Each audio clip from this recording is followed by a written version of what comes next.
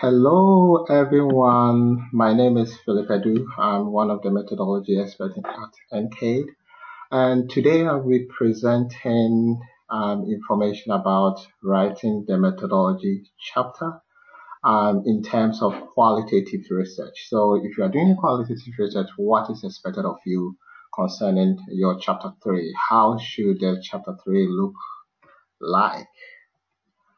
So let's move on to the next one. Okay, so before I talk about what you should write in your chapter 3, this is just a basic information about the difference between the qualitative research and quantitative research, right?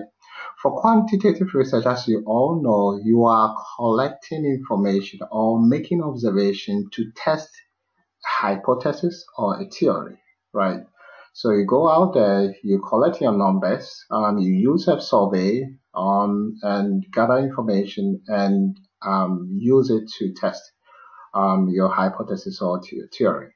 For qualitative study, you are making observation to develop an understanding or develop a theory to better understand a phenomenon, right?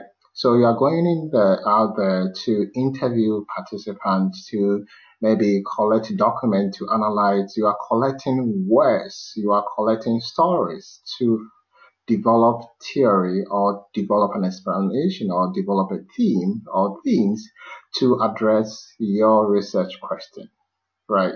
So these are the basic information or the differences between qualitative and quantitative research. So when do you have to conduct a qualitative study? If you want to explore phenomenon case or a situation in a natural environment, right, then qualitative study or qualitative approach will be the best for you. If you want to explore a complex issue that you haven't been able to identify specific variables that you have to measure, then you could use a qualitative approach. Maybe you want to explain a process or a human behavior. You can use a qualitative approach.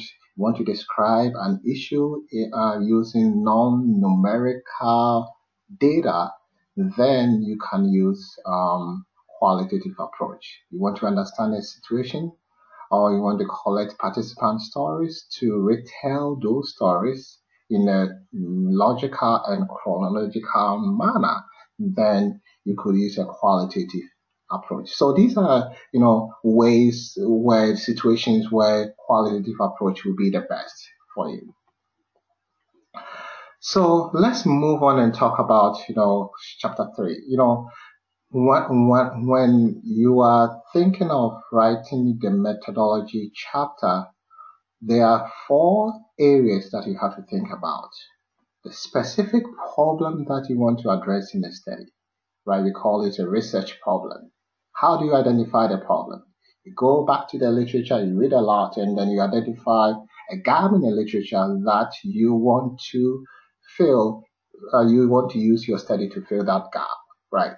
So you first have to identify your research problem.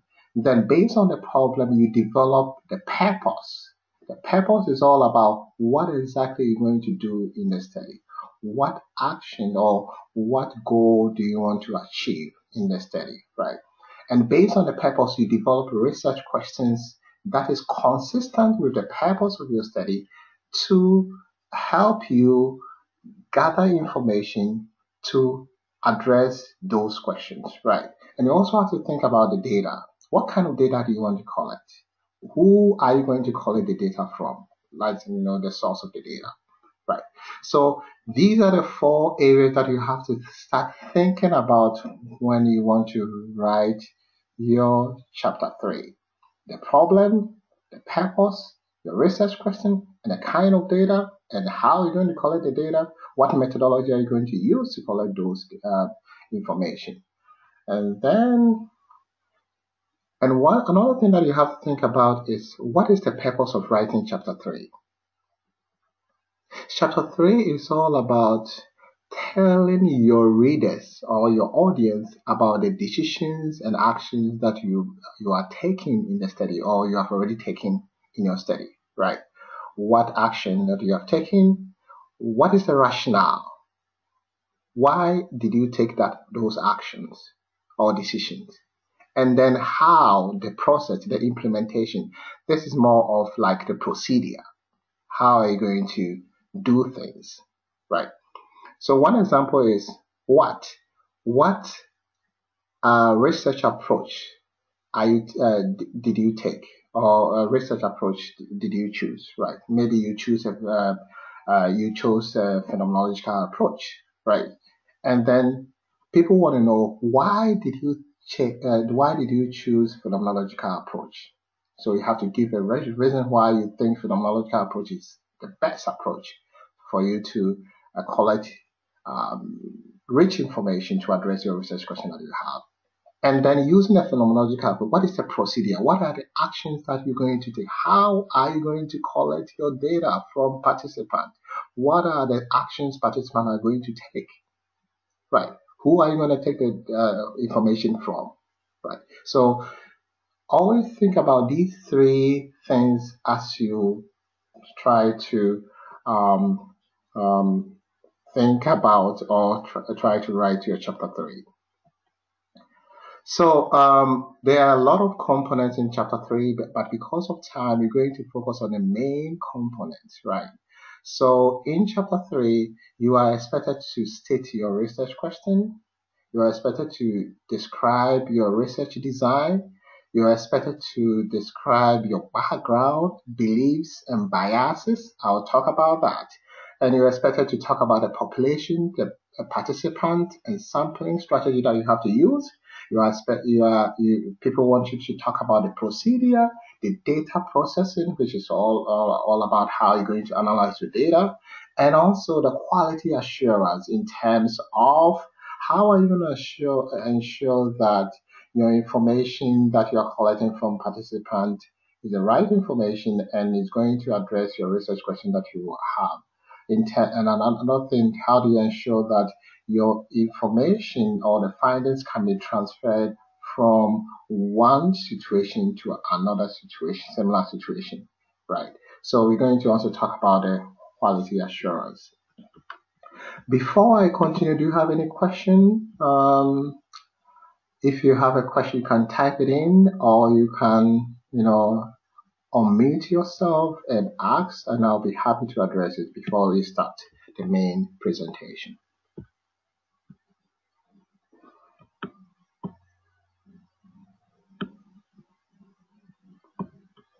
Okay, if there's no question, I can go ahead and continue the presentation. So, your chapter 3, you start chapter 3 by giving an overview, right, of what your chapter 3 is going to be about, right? So first you describe, you give a brief information about the problem that you want to address in your study, and then a brief information about the purpose of your study, and then you tell your readers about what you're going to present in chapter 3, right? So that's all about overview. The next step is to talk about your research question, right? What specific questions that you want to address in your study? And then you have to also add a justification. We call it rationale, right? You have to provide an argument supporting the need to address those questions, right? So you are going to just give a brief information based on your chapter 2. Chapter 2 is all about what? Literature review. Based on the literature review, why do you think you need to answer these questions, right? You can say that based on the literature review, there have been research done in this and that. Because of that, this is the reason why there's a need for us to address this question, right? So you are using existing literature to justify the need to address those questions, right? Then, and also the type of question, you have to also think about this too. One example is, I have an example of how your research question should look like. How does mental health stigma influence health-seeking behaviors among teens with mental health problems? So as you can see here, your qualitative research question should be open-ended, right? So your answer will not be, it will not be like close-ended where you can say, is there a relationship between two variables or something like that, where your answer will be no or yes. It should be an exploratory in nature. You are exploring, so you can start with how, right? You can also start with how, why. So the most important thing is that make sure that your research question is open-ended in nature, so that you can collect participant story to address those questions. And I have a lot of presentation on that, the types of research question. If you want more information, you can email me and I'll be happy to give you that information. So the next one, after talking about your research question, the next one is your research design. Think about it as your research approach, right? So you are expected to state a specific research approach for your study, right? So by telling your readers what the approach is all about, right? And then you give information about why do you think the approach is the most appropriate, considering the purpose of your study, right? And the kinds of data that you want to collect. I'm just making the correction, the typo here is the purpose. Okay. So based on the purpose of your study and also the kind of data that you want to collect and the source of the data, why do you think maybe phenomenological approach is the best approach for your study, right? So this is where you present a justification. As I said, chapter 3 is all about telling your readers what you're going to do and why you're going to do it, right? And then because we are doing a qualitative study, it's very important you also talk about specific philosophical paradigm, right? And philosophical paradigm is all about beliefs held by a group of researchers that informs the way they do research, right? And I'm going to give you examples of that philosophical paradigm. Okay, concerning the research design, we have, 5 main research approaches. It doesn't mean that you can't have other approaches. You can choose other approaches. Sometimes students even combine 2 approaches. Some people can say that I'm doing narrative phenomenological approach, right? I'm using narrative phenomenological approach. So you can combine approaches. You can also use other approaches apart from these 5. These 5 are the popular approaches researchers use. So as you can see from this diagram, if you want to, capture participant stories, right, and then analyze them and then retell those stories, then you can use narrative approach, right? If you want to just capture participant experience, so this means that the participant, they have passed through some experience and then you want to capture those experiences and then analyze it and then make sense of those experiences. It's more of a phenomenological approach. You can use phenomenological approach. If you want to develop an explanation or develop a theory or a model to explain a process or human behavior or a situation, you can use grounded theory approach. If you want to study a complex situation, well-defined situation by using multiple sources of data, then you can use case study.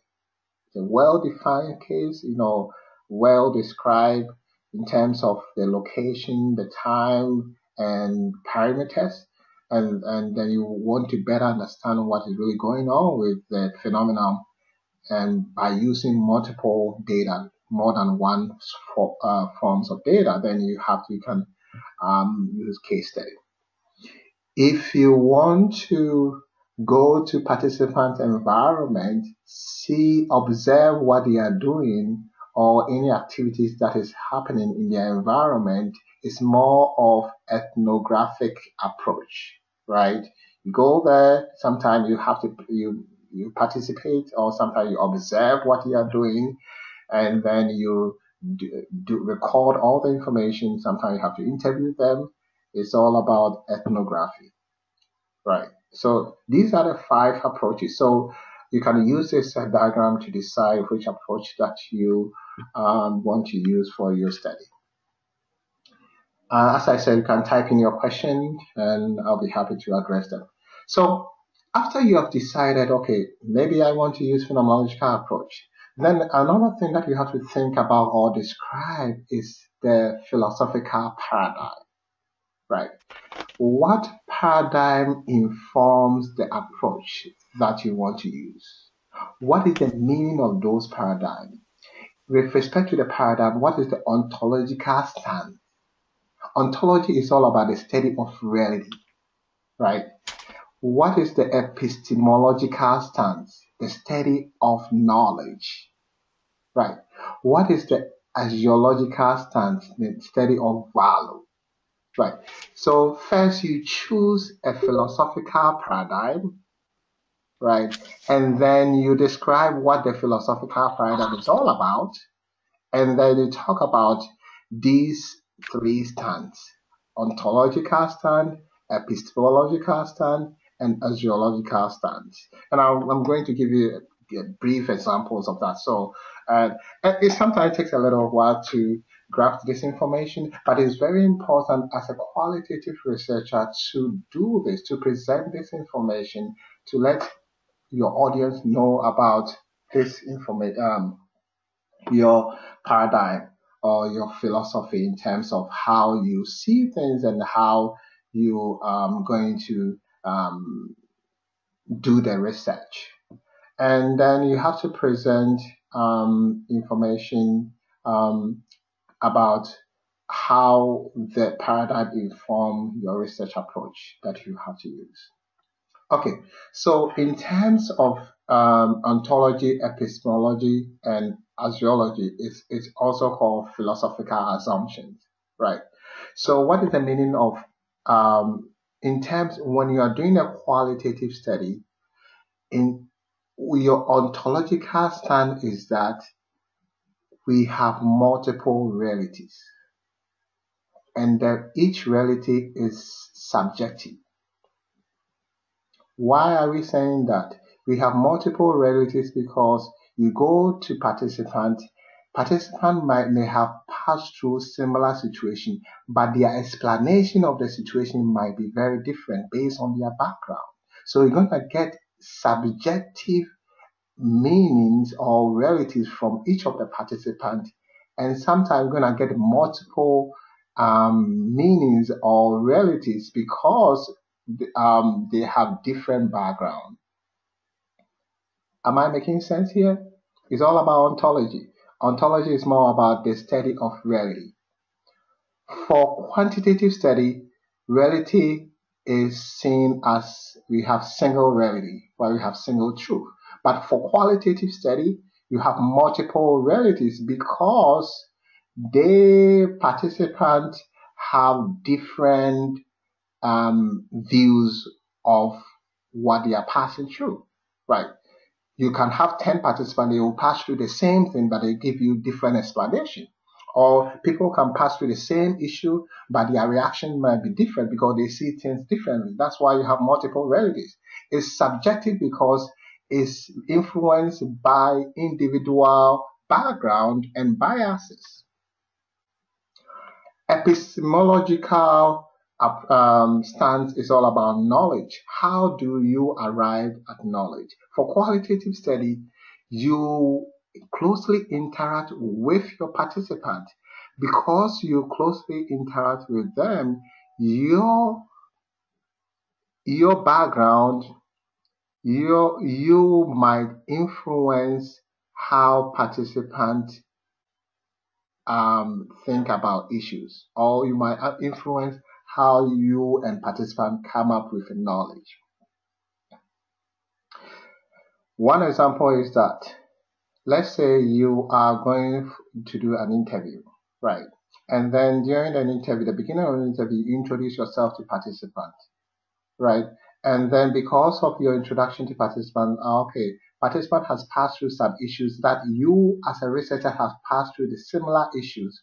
Because you gave your background information to the participant, there's higher probability for you to build trust with the participant. And when you build trust, the participant will be open to give you all the information that you need. So you see how your interaction with participants influence the information that you get from them. It's very different from when a researcher find it very difficult to identify him or herself with the participant. There's higher probability that participant will not trust you, and because of that, the information that you're going to collect from participant might not be accurate because or might be limited because they don't trust you as a researcher. So you see how your background, your experience can influence what information that you are collecting from or what kind of information that is generated through the interaction you have with your participant. So in a qualitative study, that's why you always have to see yourself as an instrument, because you influence the information that comes to you. Am I making sense? I'm hoping that I'm not confusing you. Okay, let's talk about the last part. Axiology is all about value. I think we talk about background and beliefs. Value always, in qualitative study, to better understand people's experience, you have to know the context. You have to know their background. You have to know their values. You have to know what they believe in so that you'll be able to understand. So the values and beliefs of participants and all even you as a researcher influence the actions or your understanding of the issues that you want to study. Right? So in qualitative study, you cannot remove beliefs and values of both participants and researchers when you want to understand a phenomenon. So these are the basic information you have to know as you are doing the research, because if you don't have this basic information, qualitative research will be like a quantitative study. Quantitative study, there's a separation between you as a researcher and the participants so that your action will not influence participant responses. One example is that you give a survey, participant might not even know who you are as a researcher. So you have you don't have a close connection with the participants. So there's a separation, and that's why sometimes quantitative researchers think about their study as objectivity. Our study sometimes they think about us as what subjective in nature, because your personal experiences can influence the information you are collecting from participants. And participant personal experiences can also influence the information that the person is giving you. Right. So let me take a little break here and see whether I'm making sense before I continue. So what do you think? Any question for me? If I'm making sense, you can say, you can type yes for me to know whether I'm on track. Or if you have a question, I'll be happy to address them for you.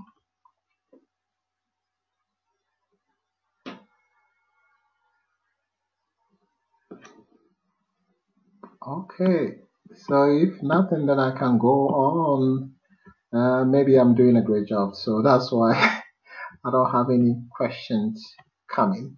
Okay, so the next one that you have to think about is the philosophical paradigm. So there are a lot of philosophical paradigm associated with qualitative study, but for the purpose of this presentation, I'm just going to focus on three. Right. So one of the paradigm is transformative paradigm. Right. So transformative paradigm, think about this is this way. For those who are within have the researchers who have this kind of idea or belief, they think that research should be done to help to improve the lives of participants. So they think that you have to do research to you have to involve participants in the study. At the same time, you have to, after um, doing the research, what you come up with should address the issue or the problem that participants have. So you are doing research for participants to address the needs of participants. So we have a research approach called participatory research, where you actively involve participants for the study. So if you are using participatory research approach, then I think that transformative paradigm will be the best paradigm to consistent with the approach that you want to use, right? So what is the ontological stand for a person using transformative or a person with a transformative paradigm? So with ontological, as I said, is all about the study of reality, right? So this means that you are actively involving participants in the study in constructing reality, right? So you are doing research. Um, Most of the time, let's say you are doing action research where you identify a problem that participants have, and then you try to involve them to solve the problem as you are collecting your data and to better understand what is really going on. For an epistemological paradigm or epistemological stand, is all about giving actively involving participants to arrive at the solution, right? So this means that when you're doing research, after collecting the data, you have to involve them to analyze the data and then in a way that makes sense to them, right? And in terms of a zoological stand, you have to take into consideration the beliefs and the values of participants in order to help in constructing the reality. See how it is?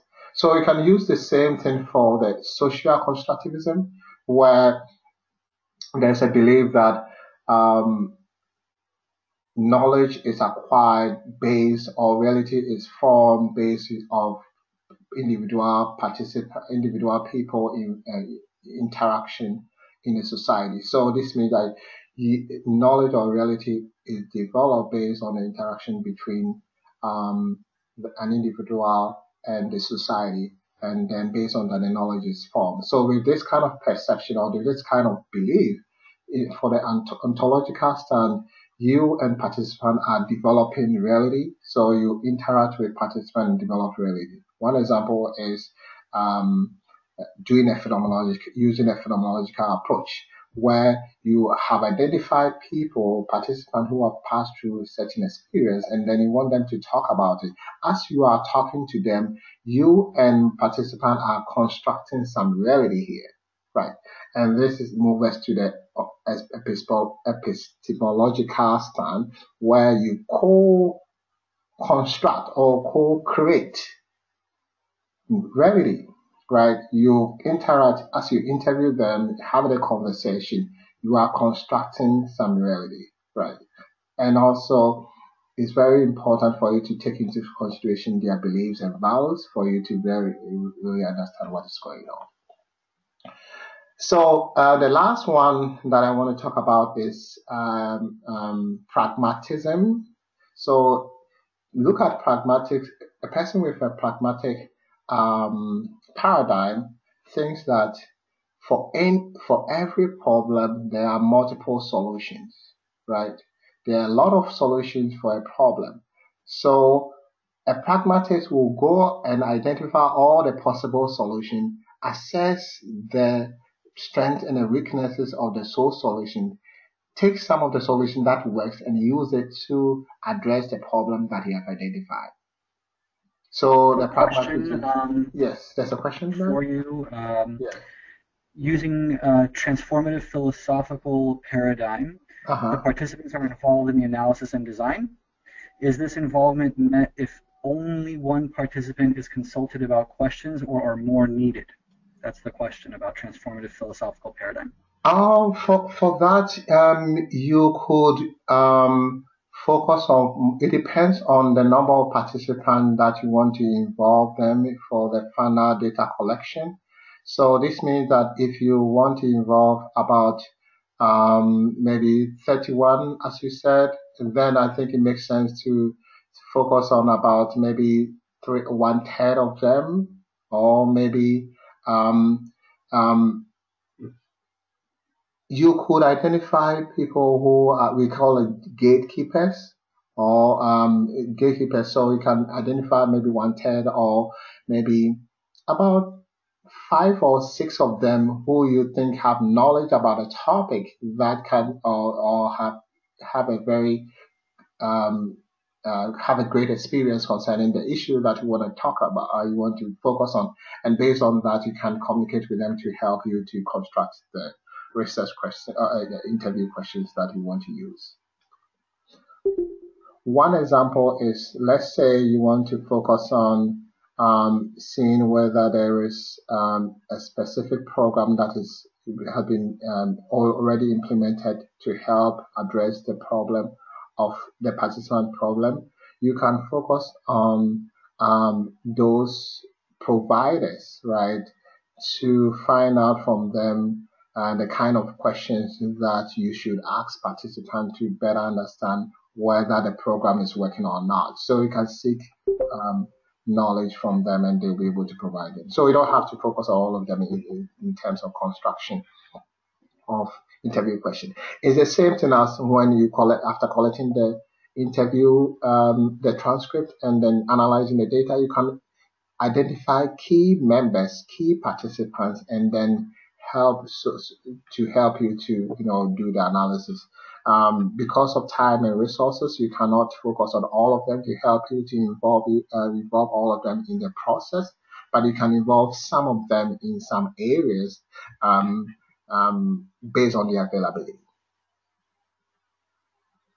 I hope And another question, hopefully that answered the question. If not, feel free to, okay, she says thank you. Another question came in when we're talking about these assumptions.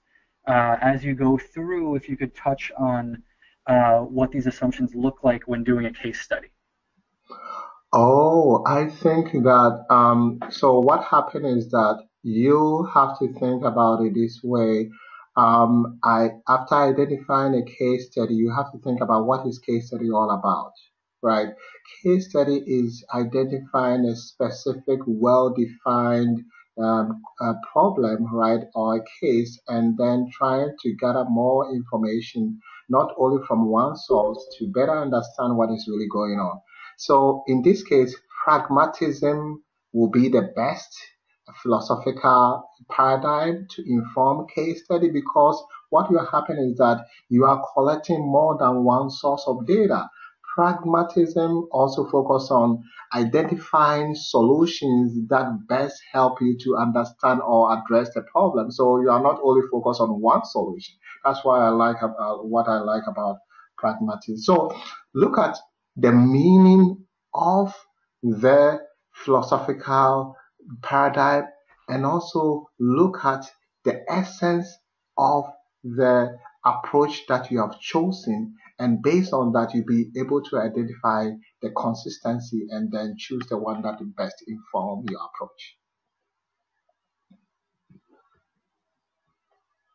Okay, so another thing that you have to think about is, the reason why I'm spending a lot of time here is that when we review your chapter 3, most of the time I can see that most students, they don't present information about philosophical issues and also the researcher's background and beliefs. And that's very important for qualitative study. For quantitative study, you don't have to talk about your beliefs and background, because we have an assumption that you are separated from the information that you are studying, or the issue that you are studying. So there's your bias or background doesn't influence or the information that you are studying. So when you're doing qualitative, because you are instrument, your background information influences the information that you are collecting from participants. Every decision that you make is influenced by your experience and your background and your biases and your beliefs. So in your chapter 3, there should be a section called Participant Background, Beliefs, and Biases. This is where you describe to your readers what your beliefs are, how you became interested in the topic. What are your experiences? You shouldn't talk about experience that has nothing to do with your topic. Right? Talk about experience that has something to do with your topic. Your beliefs, your biases, is very important for people to know, because when I know your beliefs and biases, I'll be able to understand why you are thinking certain way, why you make some conclusion, why you analyze your data this way, why you arrive at this such conclusion. The reason being that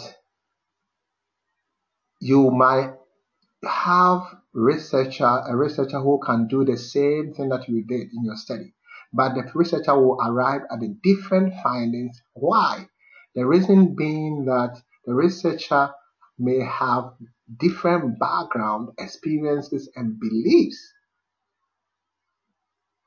So a good qualitative researcher always have to describe their beliefs, describe their background, for readers to better understand your findings, and also to increase credibility, right? So to know that, okay, this is your background, this is the information. Let's say you want to find out, okay, information about the experience of women who have passed through domestic violence, right? And then you became interested in that topic because you have passed through such situation before. You have to let your readers know about it. Because if you let your readers know about it, they will better understand why you came into that conclusion, why you are asking your participant in certain kind of questions, and why participants trust you, because participants know that you have passed through the same situation that you want to collect information about. So see yourself as a liaison between participants and your audience, right? You are being instructed to go to participants to collect information from them. And that information that they are giving you is also informed by their background, beliefs, and biases. And you receive those information, and also you have your background, belief, and biases that you're going to use to interpret those information and then report that information to your audience. That also audience, they have their beliefs and biases. So you see the situation? So as a researcher, you have to not only collect participant stories, but you also want to collect participant background information, like whether the agenda, their situation that they are in right now, their location, if it's possible, what they believe in, what are their biases, to help you to better understand participants, right? And then you also have to know yourself, right? And then sometimes you have to bracket those biases so that you'll not have much influence on how you interpreted your data. And you report that information to your audience. So as you can see here, you collect information about participant reality and experiences, right? And then you also capture the contents and the background of participants so that you better understand what is going on with participants. They give you information about their multiple realities or perspectives about an issue. Then you analyze it, and then you present the findings, and then you analyze it, identify themes that represent the data that you collected from participants, and then address your research question.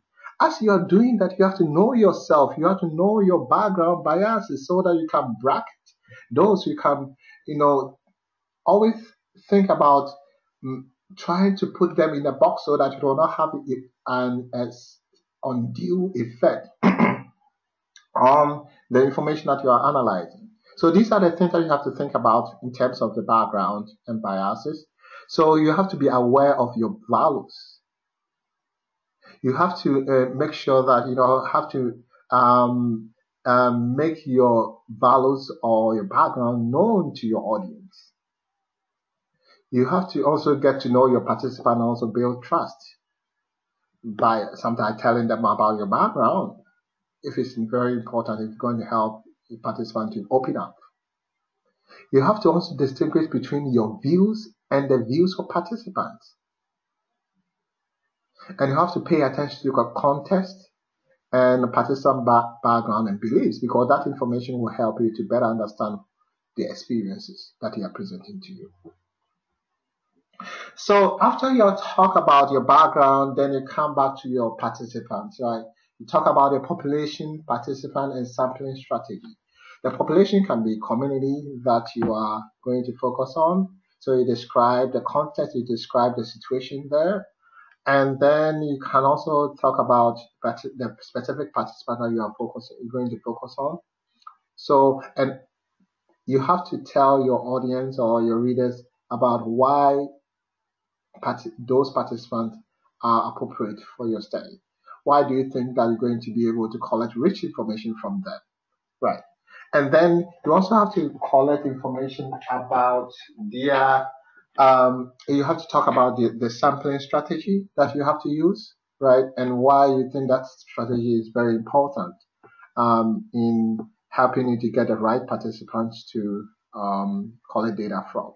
And also have to talk about number of participants and why it is appropriate for your study. So concerning the sampling strategy, we have the two main ones, which is the purposive sampling and convenience sampling. That's what a lot of students use. But we also have some of the sampling, qualitative sampling strategies that you could use. And one of them is intensity sampling. So intensity sampling is all about your samplings.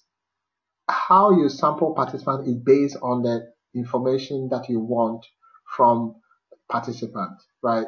So let's say you are looking at a complex issue, and part of the complex issue you need maybe a few participants, but another part of the same issue you need a lot of participants. So you are allowing how the issues is to help you to determine the number of participants that you need to have. One example is that let's say you are focused on an issue where after interviewing participants, you realize that I think there's some complex information that came out. So you can go based on the complex information, you can go back to specific participants and see whether you can get more information about that so that you help you to address the issue that came up. So it's called intensity sampling. You are allowing the phenomenon to address your research, to address the kind of participant you have to focus on and the number of participants that you have to focus on. A question about sampling techniques. If you could please give a practical example. Okay, so one practical example, let's say you want to use purposive sampling. So the example I gave you, the research question that I gave an example that we can go back to that research question. So your research question is, how does mental health stigma influence health-seeking behaviors among teens with mental health problems? So based on this research question, we want to identify teens with mental health problems, right? So we also have to think about a location, maybe a specific community. So you identify the location, then you could look into maybe is there any kind of organization that focus on helping the youth with mental health problem. If there's any organization, you can contact them, and then they will help you to identify things that meet your criteria, right? So it's a purposive sampling because you are purposefully seeking for participants who meet the purpose of your study, right? So you look at the participant and say, okay, the organization will identify participants who have mental health issue, and then based on that, you can identify if they accept to be part of your study, then you can interview them, and then after interviewing them, you interview them about their health-seeking behavior, right? That's purposive sampling. Convenient sampling is all about, okay, you are not purposely seeking for them, but based on the availability, right? You want to, so maybe you are not, you go to a community and say, okay, look around and maybe based on, you talk to few people who are gatekeepers in the community, and then they can seek around and help you to identify people who are available who might have mental health issues that you might communicate with, right? So these are some of the examples that I have, and I think that the most important thing is to think about what is the best way of getting access to your participants, right? Is it purposive sampling? Is it criteria sampling? Is it snowballing?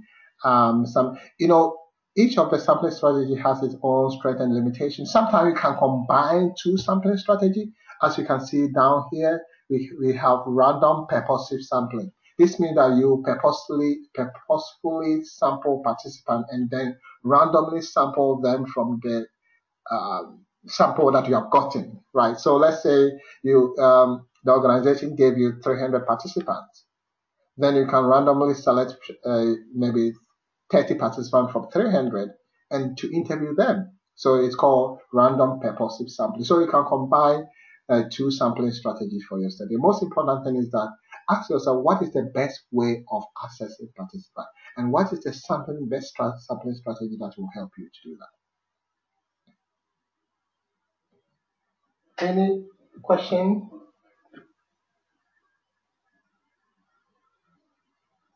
Okay, so then I can go on and talk about the number of participants for your study. So for a qualitative study, we don't have a method to determine the number of participants for your study. So it all depends. So there are a lot of factors that you have to take into consideration when you are analyzing or you are looking for the number of participants for your study. One way is to, based on the approach chosen, some of the textbooks gives you the range. So for example, phenomenological approach, some of the textbooks says that you can have 2 to 25 participants for your study. If you are using case study, you can have even 1 participant. But the most important thing is that you have to get participants that will help you to get rich information to address your research question, right? So the number sometimes doesn't really matter, but it's very important for you to have adequate number of participants, right? Based on the recommendation by qualitative researchers. Sometimes it's also based on the homogeneity of participants. If the participants you are focusing on have diverse background, then there's a need for you to get more participants for your study because you're going to get diverse issue responses where you need a lot for you to know the kind of information that cut across the participants that you have. So if you have participants with whose background are not diverse, which is homogeneous, then you need few participants because there's a higher probability that they're going to tell you similar responses. They're going to give you similar responses, and so there's higher probability for you to reach the level of saturation very early in the stage. So you don't need a lot of participants for your study. But I think that always think about this. Ask yourself, how many participants do I need for me to really adequately address the problem that I've identified in the study or I've identified or address the research question? Right. So I think there are questions Quick coming. question about number 5. If you could give an example for attainability of saturation. Okay, so Maybe you could provide yeah. Okay, so saturation is all about reaching a stage where no new information is being collected.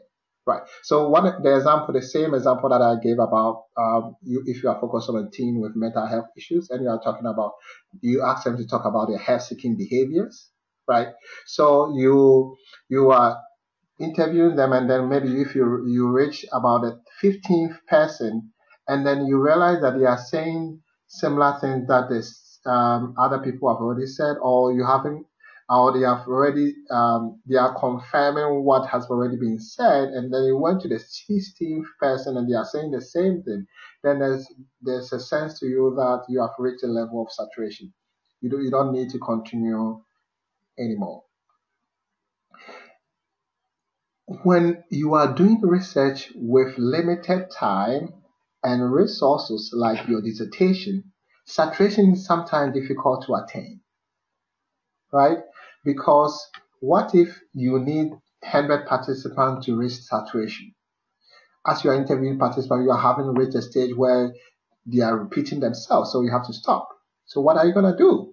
So saturation shouldn't be your ultimate goal for your dissertation, but the most important thing is that are you collecting rich information to help you to address your research question? If you reach the saturation is like a gold standard. If you reach saturation, that will be perfect, right? But maybe because of time and resources, you might not reach the level of saturation. So this is what you can do to reach some level of saturation. If you realize that because of you have limited number of participants for your study, right, what you could do is to spend a lot of time with each participant to adequately address all the interview questions that you have. So if you were to have, let's say, 50 participants for your study, you could spend about maybe 15 minutes for each person or 10 minutes for each person, and then you might reach the level of saturation. But if you have only 5 participants for your study, in order to reach some level of saturation, then you have to spend about maybe 30 to maybe an hour just to really get detailed information from them. So you can reach some level of saturation based on the availability of participants. And then based on the availability, you can decide whether you have to spend a lot of time with each participant or not. Any other question?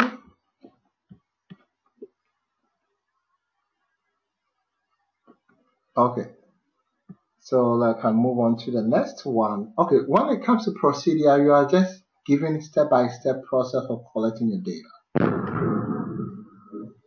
So step-by-step process in terms of describing where and how you are collecting, you collected the data, right? In terms of the kind of data you collected and who did you collect the data from, and how long from each person that you collected the data from, and specific action that you took in the data collection process. Did you do observation? Did you spend a lot of time with participants? How long did you spend time? What kind of question did you ask them? What did participants do in the study? And so you are given step-by-step chronological process so that when you give that information, the procedure to somebody, the person can do the same thing that you did. Right, that's all about procedure. Step-by-step detailed information about the data collection process. After you recruited the participant, what happened? Maybe after recruitment, you gave them informed consent, you read the informed consent to them, you allow them to ask questions about the informed consent, and then you allow them to sign, and then you move on to collect demographic information, their gender, their income, and the other information, personal information that will help you to better understand what is going on with the participant. After that, you went to the main interview, asked them about 10 main questions, and then you ask them about follow-up questions too. And then on average, you spend about 30 minutes with each participant. After the interview, you turn the participant, and then you ask them whether they will be available for follow-up interview just in case things happen. And then you finish. You collect your data, you transcribe. This is what people want from you. This is what readers want from you. You want step by step. What did you do? What did the participant do? Right. Procedure. So as I said, we have procedure. This is where you also talk about the data collection strategy that you want to use, right? So there's a difference between research approach and the data collection strategy. The research approach is what I talk about, the 5 approaches. Data collection strategies are the ways that you're going to collect the data. can do observation, can do participant observation, can do document collection, you can do in-depth interview or focus group. These are the data collection strategies. For your study, you can choose one of them or you can choose more than one. Then the characteristics, it can be audio, text, and visual, depending on the kind of information that you want to collect from them. Is a question coming in? Nope. Oh, okay. Perfect. So the next one is data processing. This is where you describe how you're going to analyze your data. Right. It's a qualitative study. So the context is very, very important. The background information of participant is very important. So you have to talk about how you're going to analyze the demographic information or participant characteristics. The next one is to talk about the main data that you collected from participants, right? What are you going to do with it? So concerning the data analysis process, we call it coding, right? Coding is just assigning labels to significant information that you receive from participants so that you'll be able to develop themes to address your research question that you have, right? So you always have to start with the coding process. You start coding, assigning labels, and after coding, you have to sort them, right? Group them into categories based on the similarities, right? Based on that, you can go further and develop themes that will help you to address your research question. Sometimes you can develop theory, especially when you are doing a grounded theory, where you want to develop a theory to better understand the phenomenon that you are focusing on. Right. So I have a presentation on data analysis. If you want more information about that, you can email me and I'll be able to send you the PowerPoint and the video too. The next one is the quality assurance. Today I'm going to just talk about the three basic information about quality assurance in terms of qualitative study. So the first one is the credibility, right? Because it's a subjective process when it comes to qualitative study, you have to make sure that your information is credible. How are you going to do that? You accurately present how you analyze collected your data from participants, how you derive findings from the data that you have, and when you are presenting your findings, you have to bring context to it. And also, another way is to collect more than one source of data. Like you can use interview and focus group at the same time. So I used to really know trying to increase the credibility or trustworthiness of your information. The next one is to transferability. This is where you describe the context in such a way that readers will be able to, or future researchers can be able to transfer your information or your findings to similar context. Because you were able to describe the context in a detailed way, research will be able to transfer that information. So making your study transferable means that describing the context in a very detailed manner. And the last one, dependability, is where you ask yourself whether the findings is dependable in terms of you clearly present step-by-step information, right, about how you collected your data and analyzed your data. If you do that, it's very important for future researchers to do the same thing that you did, repeat the same thing that you did and get a similar result. And also, you describe the paradigm that informs your study and also your background information and your role in the study. I think that also will help a lot to ensure quality of your findings. So I think I've taken all the time. So do you have any questions? If you have some questions, I'll be happy to address them and we can call it a day. Any question?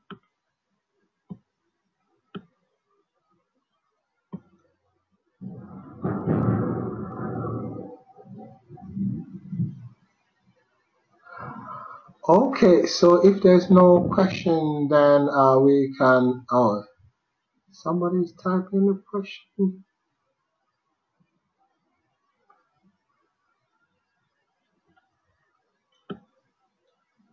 Yeah, I think there are questions. Well, Kuba, it looks like they're yes. coming in. Yes.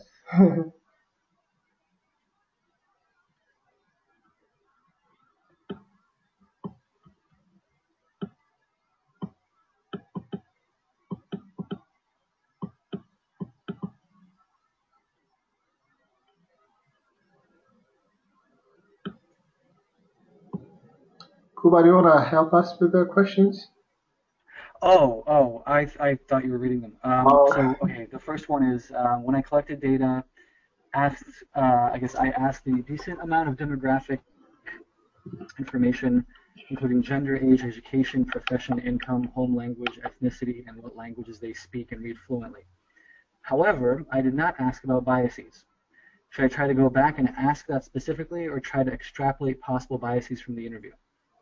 yeah, you can do that from the interview. I think that, sometimes you ask yourself, um, they have a lot of information that you can collect from participants, but ask yourself which background information will best help you to understand the main interview responses, right? So if you think that what you have will help you to understand, you don't have to go back to participants to ask them about um, their biases. You could, use the information that they have given you to just better understand how they responded to the questions that you have. So you don't have to go back to them. But I think that you can also read literature to know more about them. You can find other ways of getting more information. But I think if it's not important, you don't have to seek for that information. But I think that what is important is most of the time the demographic information, any information that describe who they are that will help you to better understand how they respond to their questions. You could collect those information.